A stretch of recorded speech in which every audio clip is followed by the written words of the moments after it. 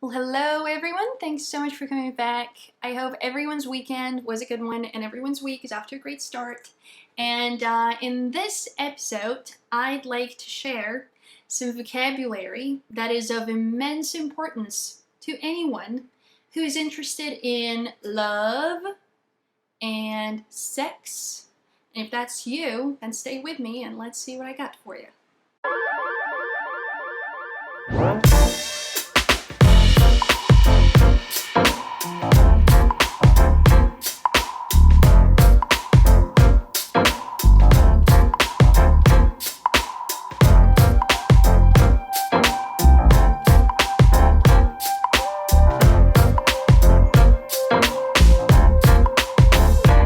Today, you're going to learn 10 expressions that all have to do with romance and dating, relationships, Tinder, friendships even, all that stuff. Sort of, soft at first.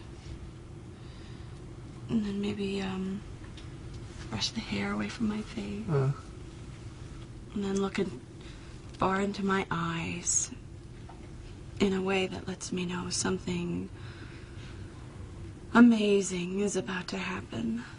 Why don't we begin with something that's not very serious? Something that we call a crush. Not to be confused with crash, where a car crashes into a building or crashes into another car and everything just, boom, goes to hell.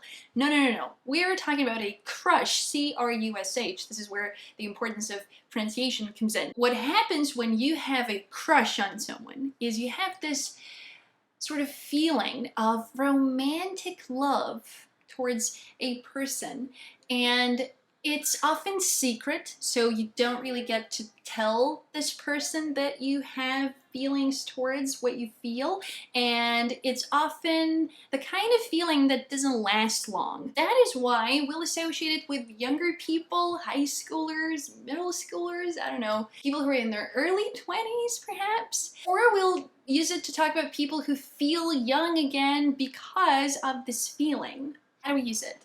I think he's got a crush on you. So you see how it's not super serious at this point? He is attracted to you. I got a feeling that he's got a feeling. You know, you probably didn't know this, but back in high school I had a major crush on you. I knew. There's also this concept of a celebrity crush when you have those teenage kind of feelings towards a person you probably will never meet. Like Leo DiCaprio is one of my celebrity crushes. That's a long list, to be completely honest with you. I got lots of celebrity crushes. Pay attention to how you got one word and you can kill two birds with one stone because you use it to describe the feeling but also the person that you feel it for. So for instance, last night, to give you an example, I ran into my old high school crush. So someone who I used to have a crush on. He's my old high school crush. It's just a little crush, not like our fate every time we touch. There's more options though, right? So again, you might say, I think he digs ya. That's like a slangy kind of expression. So if someone digs another person, they like them. They're very attracted to them. Baby, I dig you. Or another one, which is a little more sexual, I think he's got the hots for you. Yeah. I see the way he's looking at you. He's got the hots for you. Okay, you gotta make sure it's appropriate though. Because you have the hots for me. When people get together and they are attracted to each other, let's face it, a whole lot of kissing is gonna happen, right? Kissing, holding, hugging, the whole deal. And we've got a word for it, a phrasal verb, no less. When people do a whole lot of intense hugging, kissing, and holding, we say that they're making out. To make out with someone. Kids at that age, all they want to do is make out with each other. Like, get off of each other. Enough is enough. Go do your homework. But it doesn't have to be teenagers. Making out is like, you know, first base, the very first stage. So, not sex yet, but get in there. Slowly get in there. Yeah. Well, maybe I feel the same way. Okay, Okay, so now what? let's make out. Now, if you aren't careful with all the making out going on, you may end up leaving a mark on someone's neck, for example. Oi, Lily, what happened to your neck, huh? It kind of looks like a bruise almost, and everyone can see it unless you're trying to hide it with a scarf, or I don't know what else. And there's a word for it in many languages, I presume, and there's one in English too, and it sounds kind of funny. What is that on your neck right there?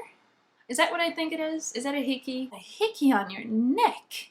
My oh my, what have you been up to? You got a hickey on your neck. Now here in Britain, some people will call it a love bite, which makes a whole lot of sense, like a bite that happens out of love, attraction, feeling, etc., etc. So I think it's pretty cool, but you don't have to bite anyone for it to be called a love bite. You know, I don't have to explain the mechanics to you. I'm pretty sure you know how it's done. So yeah, a love bite. Now let's talk about a whole set of euphemisms.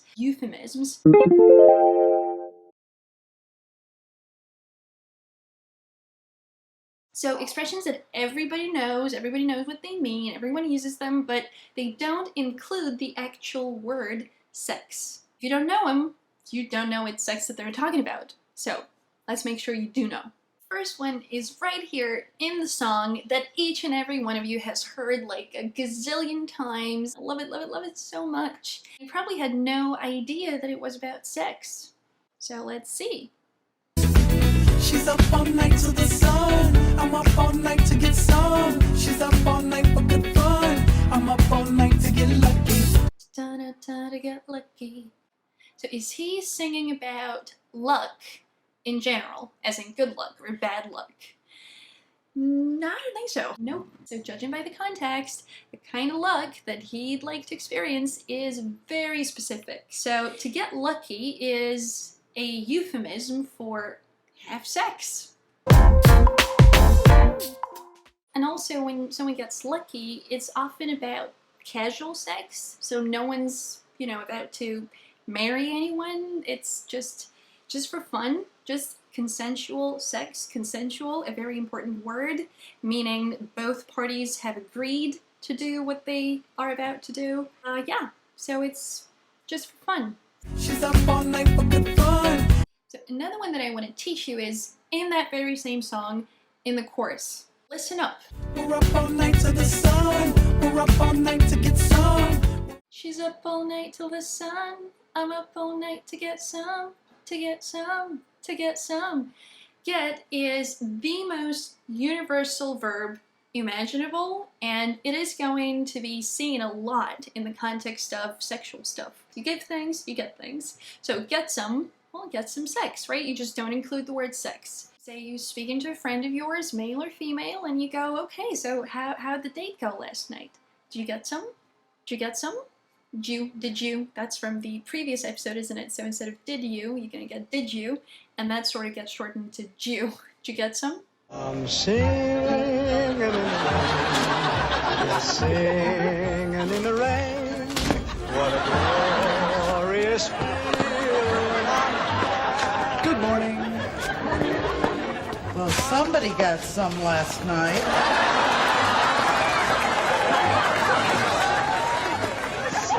Twice.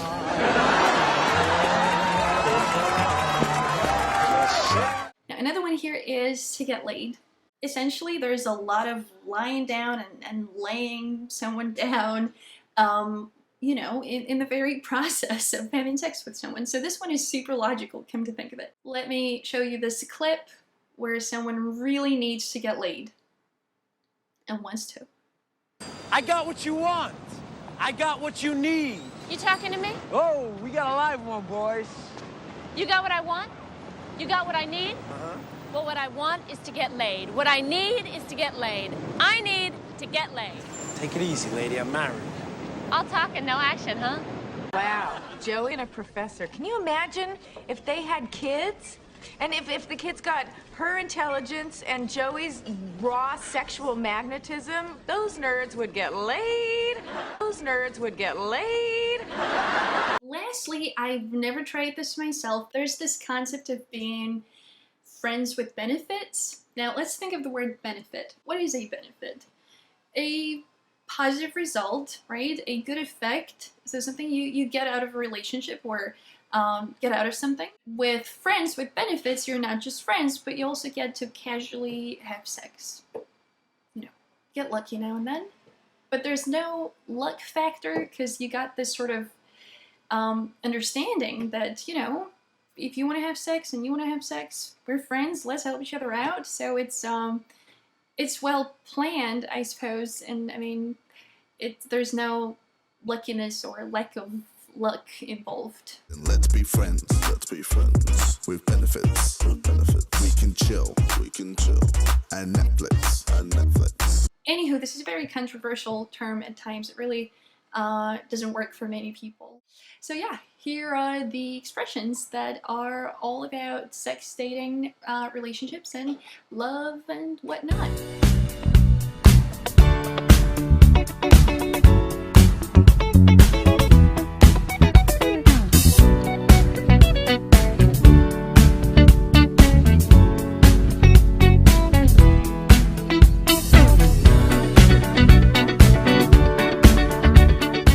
Try and notice them and in conversations, TV shows, movies, books, your own conversations with someone who's a proficient speaker. So and benefit from those things, from knowing this terminology, because I mean it's life, it's part of life. So bye now.